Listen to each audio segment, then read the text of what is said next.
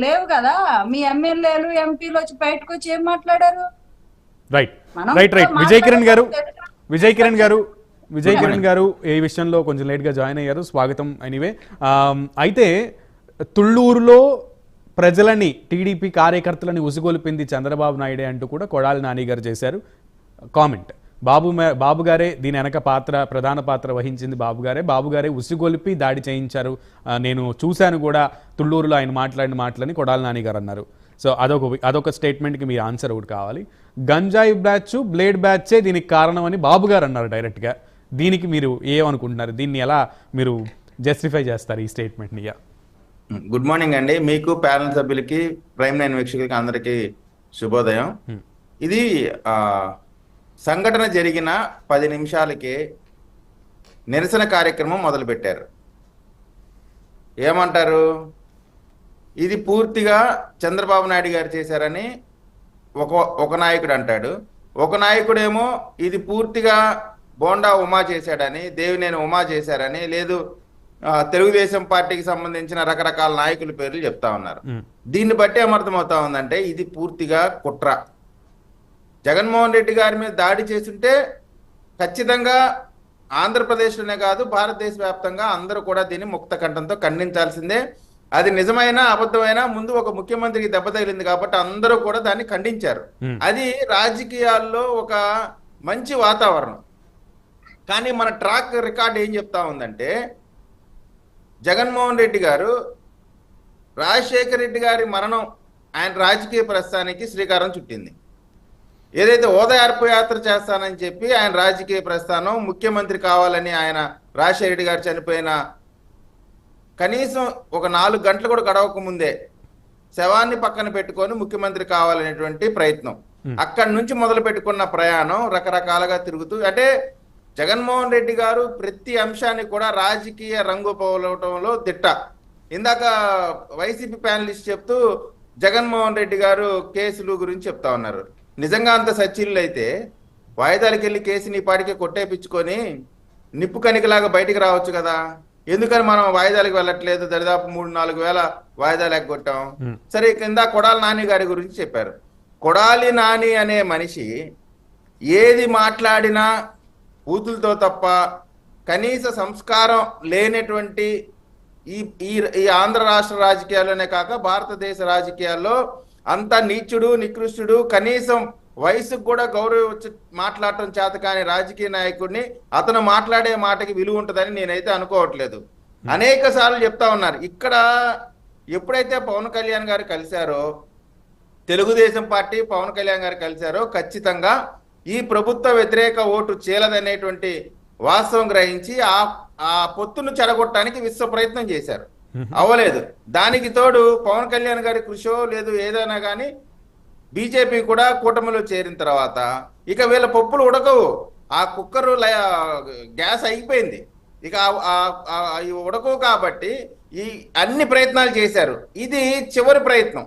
ఎందుకంటే ప్రజలు దృష్టి డైవర్ట్ చేయాల. రాష్ట్రంలో ఇప్పుడున్న పరిస్థితి ఏంటి? ఈ 5 ఏళ్ల పరిపాలనలో టయానికి ఎప్పుడు ఆంధ్ర రాష్ట్రంలో ఎప్పుడు కూడా 1వ తేదీ జీతాలు వచ్చాయి, 1వ తేదీ పెన్షన్లు వచ్చాయి. అవన్నీ కూడా ఈ రోజు లేవు.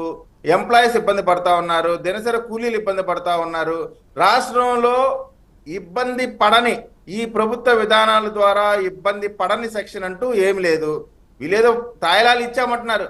నేను చెప్తా ఉన్నాను, వీళ్ళు ఇచ్చిన సంక్షేమం గతంలో ఉన్నటువంటి అంటే 1-2 ఏదైనా కొత్తగా పెట్టుండొచ్చు, కానీ ప్రతి సంక్షేమం కూడా ప్రతి ప్రభుత్వం కూడా అమలు చేస్తూ వచ్చింది. వాటితో పాటుగా అభివృద్ధి కూడా చేస్తూ వెళ్ళింది.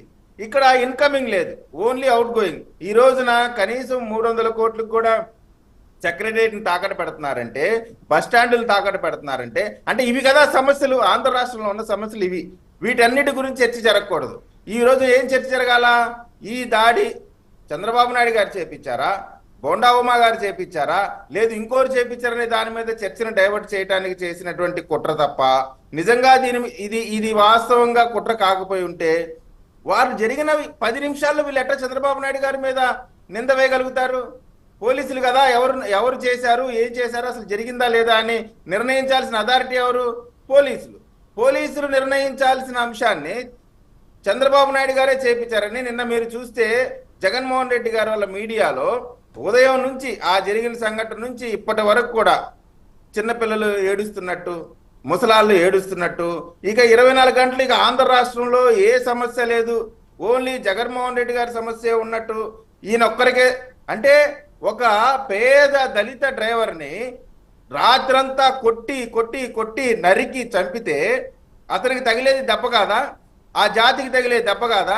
అతన్ని చంపి ఇంటికి తీసుకెళ్లి డోర్ డెలివరీ చేసి నేనే చంపానని చెప్పి అటువంటి ఎమ్మెల్సీ చంపినాక పెళ్లిళ్ళకి వెళ్తాడు, ఫంక్షన్లకు వెళ్తాడు, ఆయన ముట్టుకోరు. ఆయన మీద వివాదం వచ్చిన తర్వాత అరెస్ట్ చేసిన తర్వాత ఎస్పీ గారు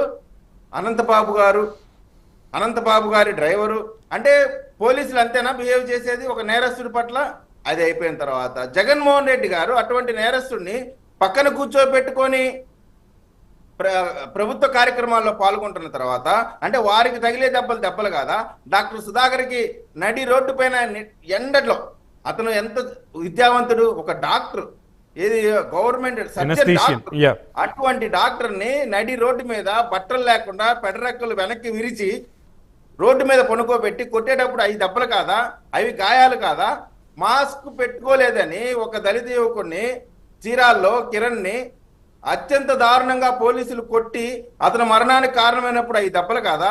నేనేమంటా ఉన్నా అంటే ఇన్ని గాయాలు ఈ రాష్ట్ర ప్రజలకు జరిగినాక జగన్మోహన్ రెడ్డి గారికి జరిగిన గాయాన్ని ఇంత రాజకీయం చేయటం, రాజకీయాలు సహజంగా అందరు చేస్తూ ఉంటారు. మీరు చూశారు గతంలో వివేకానంద రెడ్డి గారి మరణం తర్వాత ఇమ్మీడియట్ గా నెక్స్ట్ డే నారాసుర రక్త చరిత్ర. దీన్ని ఎవరండి చెప్పాల్సింది? ఇన్వెస్టిగేషన్ ఏజెన్సీస్ ఏం చెప్పినాయి? అవినాష్ రెడ్డి గారు దీంట్లో ప్రధాన ముద్దాయి అనేది ఇన్వెస్టిగేషన్ ఏజెన్సీస్ తేల్చినాయి. వీరు ముందే వీరు నిర్ణయాలు చెప్పేస్తారు. ముందే వీరు ఎవరు నేరస్తులు చేశారో ఎవరు అంటే రాజకీయంగా వాడుకోవటానికి ఒక ఐటమ్ని క్రియేట్ చేయటం, దాన్ని ప్రజల్లోకి వదలటం, మీడియా పరంగా ముందుకు తీసుకెళ్ళటం. కాబట్టి ఇది పూర్తిగా వైఎస్ఆర్ కాంగ్రెస్ పార్టీ కార్యాలయం నుంచి తయారు చేసినటువంటి ఒక వంట. ఈ వంటని వండి వార్చడంలో సాక్షి మీడియా చక్కగా సక్సెస్ అవుతా ఉంది.